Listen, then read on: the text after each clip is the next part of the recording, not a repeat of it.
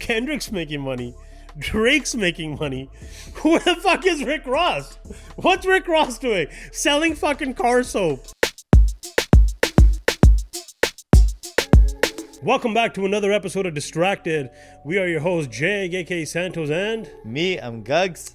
And we have another episode for you. And, something's been brewing and we've been wanting to cover it for a while. So, it's going to be an episode based around one topic. Kendrick, Drake, and where is everybody else? The noise, So like where'd everybody end up? Just passed the 1 year anniversary of the beef since when Like That dropped. Exactly. So and then of course everybody's favorite time, game time, baby. So let's stick to our usual the 5 minutes, because I feel like it works. Makes you amped. That's pretty cheesy, but still. Anyways.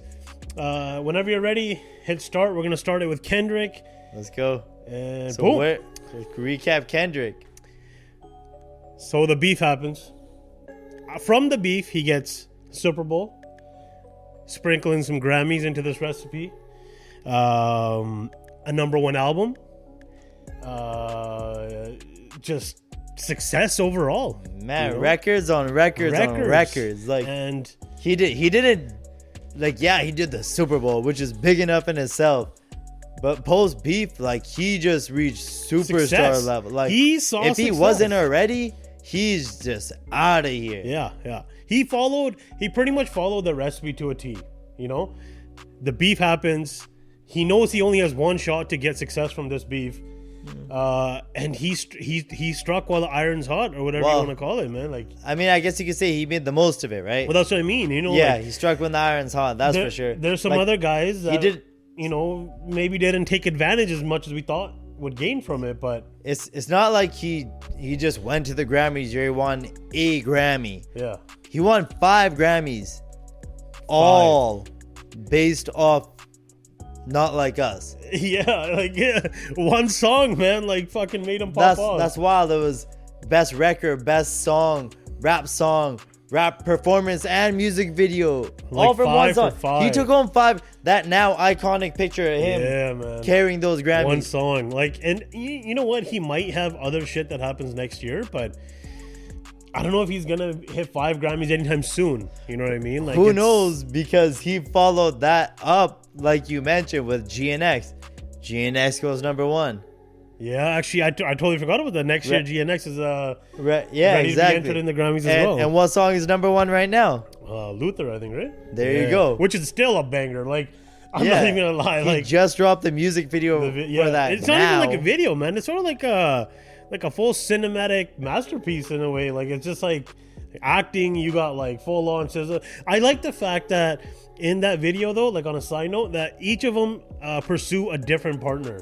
Even though it's a love song or whatever made by 2 of them, they pursue completely different people in the video. It's not like, oh, I'm in love with you, you're in love with me type shit. But he definitely took advantage. He's huge. He's bigger than ever. One of the biggest beefs we're gonna see in hip hop history, I think. And you look at what people say about him now. Now it's basically undeniable. Like, before, people would be like, I don't know if I like Kendrick. He's kind of this, he's kind of that. He doesn't drop any bangers.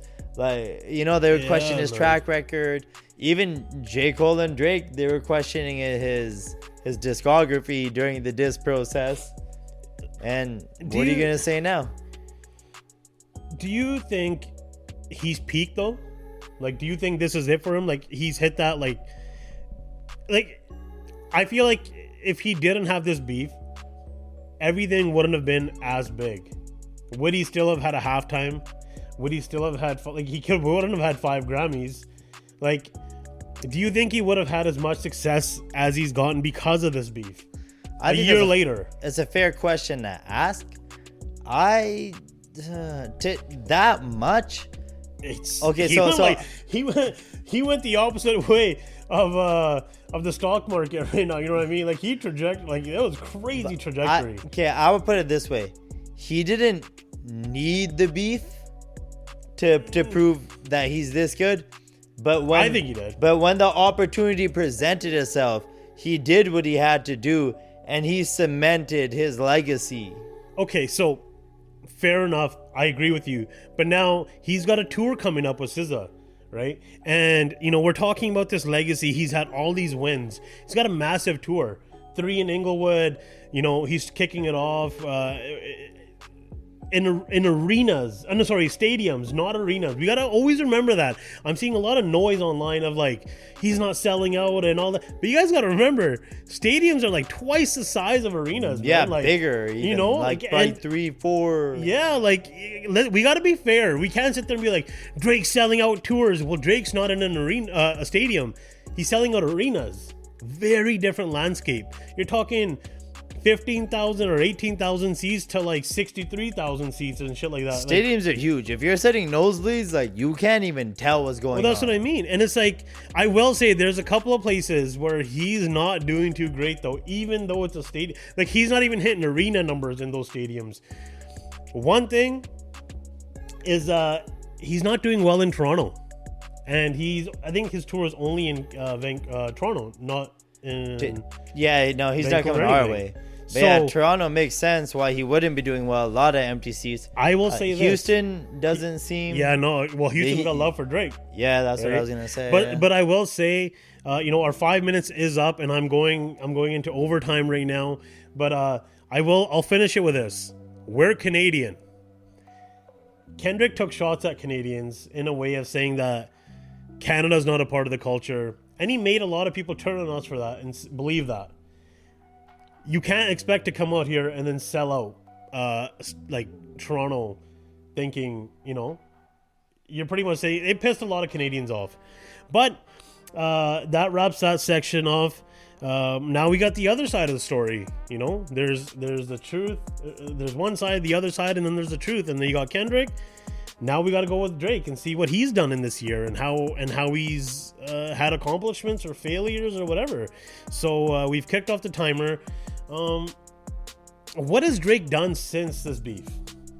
It's I mean, he stayed quiet for a long time. But let's not forget Wagwan Delilah. Oh my god! At least one of us was a fan here, and it wasn't me. Hey, pull up the footage of him also singing along with Wagwan Delilah in the intro. So don't come at me because you were a part of that train. All right, I was not. You sang it. I got video proof. Go back.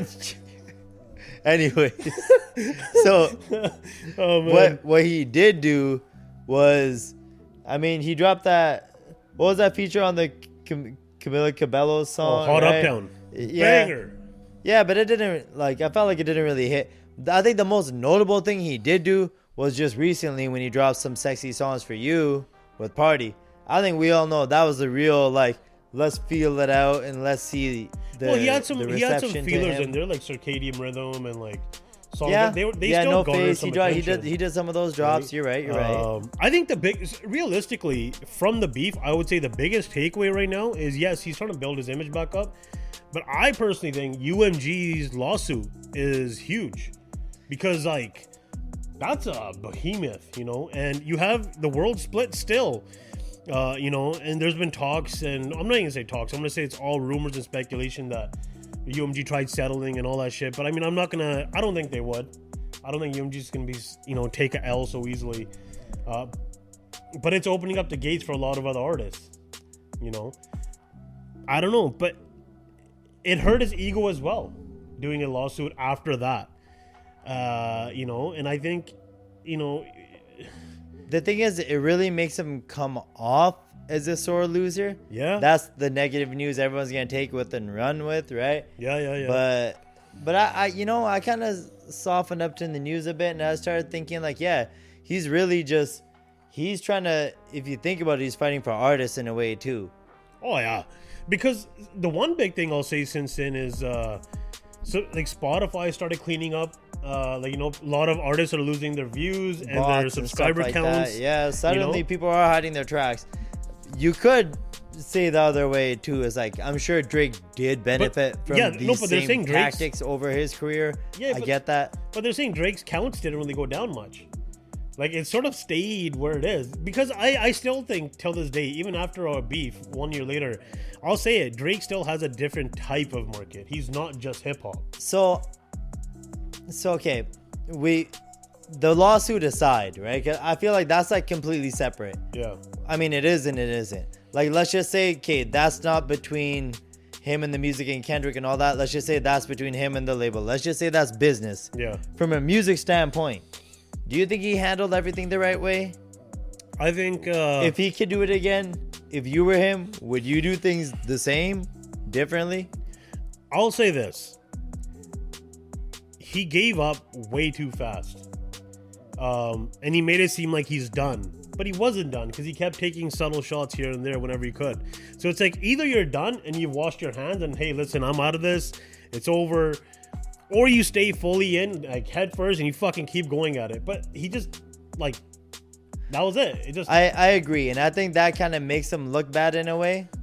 But that aside, currently he's doing pretty well. I mean, despite the fact that he dropped a collab album and he's really only promoting his own solo singles. Well, no, so Nokia is doing well, but it's top 10.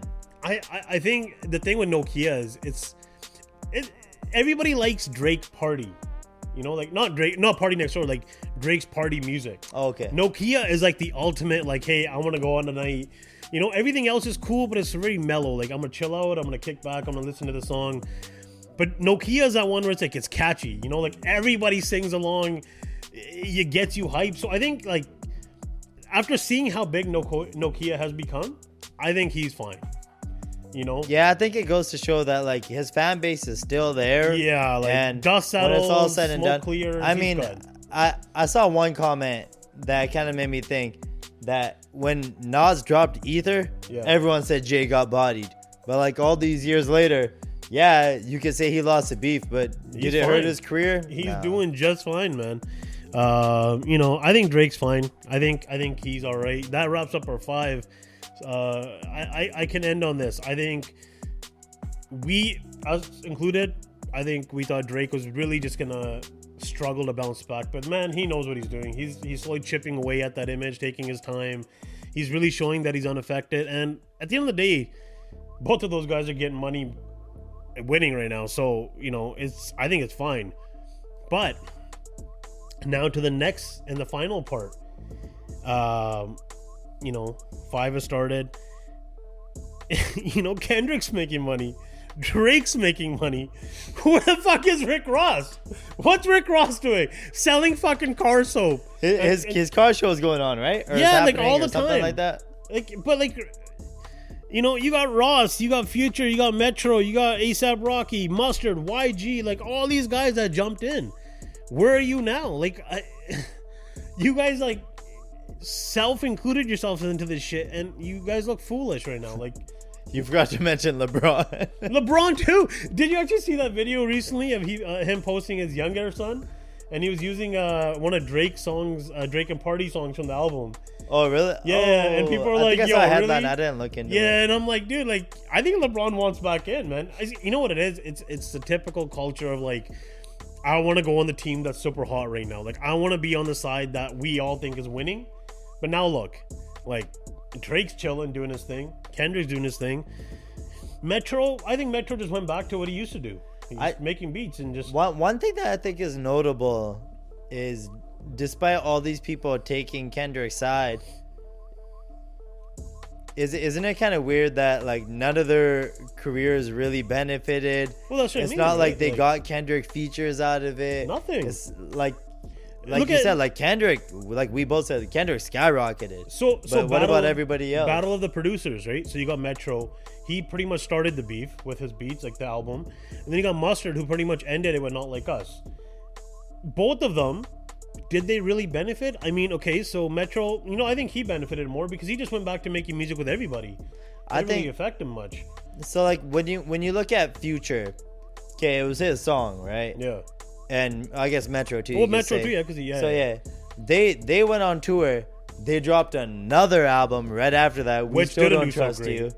you know. But yeah, they did. And then Future later later went on to drop mixtape Pluto, which like Future's always just gonna be Future. He's just gonna keep dropping music, keep doing whatever. But like thinking where Kendrick went, like you would think the arc would have went a little bit higher, you know? Yeah, like, I feel like even their tour didn't hit as hard. It just sort of we were looking at, you know, following the seats and everything, ticket sales, and it didn't really just like pop off like you would think it would have. I mean, like that went #1. You could say that. I mean, it is Future song. Yeah. But that was it. I mean, if you're saying since then, what happened? Yeah, like we're talking about a year later. We're not talking like, you know, we're talking about where are they at now? A year later, where are we at? I think when you, like we already said, Rick Ross was just nothing then, nothing now. That I personally think Ross is still, he was just trying to sell fucking tickets to his car show. Because even then he had the car show on. And every chance he got, he would pump his car show. He's doing it again. And if you take out the car show, did he benefit at all? No, he made nothing out of this. Mustard, we talked about, like, Mustard, I mean, that was huge for him. Like, his name is gonna be popping for another. Will it though? How many years? Well, his name will. Yeah. Yeah, but but when he dropped that album, Faith of a Mustard Seed, it did not do well. That was a flop, dog. Like, I mean, look, let's say it what it is. You know, I'm not sitting here trying to hate on Mustard. He's a legendary guy, but the album flopped, and he was on Super Bowl. Yeah, like, that was pretty cool. That's what I mean. At least he got a moment out of it. He came out for the Super Bowl too. But see, that's what I'm saying though. Like, you would think with all that, your trajectory would go like. You would think everybody wants to work with Mustard and all. I would personally be like, everybody wants a hit Mustard song, you know? Like, no, it didn't work out though. People are still calling Metro. Metro's still featured on a lot of people's albums. Yeah, for sure. I don't see Mustard. That's what I mean. Anymore. I think it's like the Metro Future thing. Like, they're always gonna be fine. They're just doing what they're doing. Yeah. I don't think it's any more or any less. They're just doing what they're doing. Yeah. And everybody else, I don't know. But I guess if you think about it, Rick Ross is still doing what he was doing. He was doing nothing before that. Yeah, but like, right? After the amount of Mustard was really doing nothing before that too. So maybe you'd think like after maybe involving just yourself nothing so heavy, really happened. Right? Like, especially Ross, like involving yourself so fucking heavy. He took a L with the fucking coming to Vancouver and people thugged him out and like that too. Like nothing positive came out of their situations. One person I am looking forward to is still A$AP Rocky. He's got the album, yeah. Because Drake directed a lot of bars towards Rocky. But you know what though? He just beat his case now. He's supposedly supposed to have been dropped Don't Be Dumb for like months now, but it won't come out. So I don't Rocky's know. chilling. You know, even if Rocky comes out of this, he's still married to Rihanna. He's like in fashion and he's fine. Like I feel like this was fun for him. Like I said, just sort of. I think at the end of the day, just if they weren't doing anything before the beef, they're still doing nothing now. So. Well, yeah, but I mean, you know, that wraps up for 5. But we'll leave it at this. If you want to know a year later where everybody is, Kendrick, I think, came out just fine. He gained attention. He got some new fans, but I think he sort of just is what it is. Drake is Drake. Drake is always just gonna stay in that lane. He's just that guy that we're like, people will still just keep loving the guy for no reason. Like, they don't know why they like him, but they just do. And then everybody else, the dust settled and they went back to their regular lives. Like, nothing really came out of it. It was a hell of a battle, and a year later, I still miss. People are still talking about it. Yeah, I still miss it. I still miss that like drop and wanting another drop and. Man, it was a crazy time to just like you check your phone. Oh, he dropped. Oh, that's what I mean, right? Responded. Let me ask you a question. Would you be riled if, let's just say, Kendrick dropped a surprise diss again? Not like now, not anytime, maybe like next year or something. No. Or Drake, like, would you be riled again? Would you be like, it's too late, a little too late now, bud? Like, let it rest. Yeah, I think Kendrick I'd be less excited for just because he already has the upper hand. Like, it wouldn't make sense for him to. Yeah. Now, if Drake would be like, hey, I got my response already a year later. I mean, maybe a little bit, but even then, I don't think it would come off. It wouldn't be the same. I will say I did like those Drake drops, like Cheerios and like in a couple of those songs. Like, yeah. Those are some solid drops. Like I fuck with those. But they did seem like some her lost throwaways. That's why I just want to see Drake just go back to the music. I want to see Drake go back to 21. You know, a her lost 2 or she still lost or whatever you want to call it. Like, that would be sick. But I think it's that time, man. It's game time, baby. So I think today we're gonna do everybody's favorite One Note Ivia. So bringing to you now is One Note of Ya. I got 3 songs. You know the deal. I think we've done it enough times for you to understand what we need to do. Again, don't look at the screen, and I will play some shit for you. And let's see what you can do here, bud. All right.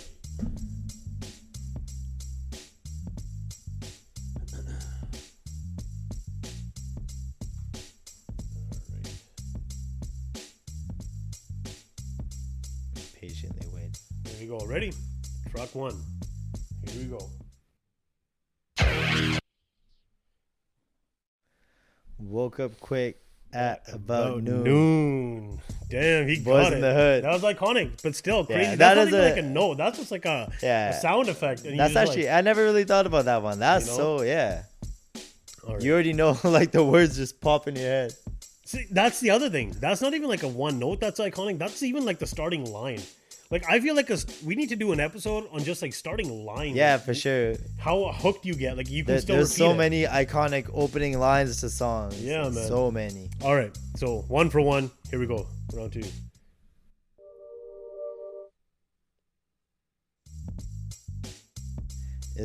Man, that was tough. Is that working on the weekend like usual? Yeah. What's that song called? The Drake and Future one. I forgot Life the is name good. of it. Yeah, life is good. good. That's the one. Yeah. You know what? Life was good when these guys were making music together, though. I will say that. Yeah. You know what I mean? Yeah, they were making bangers. All right. So, this one, I want to see if you can get it because this is not really even a note. This is more of like a sound effect. All right. Ready? Track 3. Here we go. Oh. Is that the T-Pain and E40 song? Yes, sir. You and Wow. And there you go. Wow, that's Man, good. That's great. That's a symbol. Just a symbol. Like, you know, like you just know it's like, oh my God, that's crazy. Wow, yeah, I never thought about that one. That was Yeah. that's a good one, man. But that wraps it up. That was he's 3 for 3. It's hard to stump Gug so far, but you know, maybe next time you do some one note, you can try to stump me. Again, thank you for watching. Subscribe, like, comment, and I think it's a wrap. Yeah, Oh. if you liked it, please share. Peace.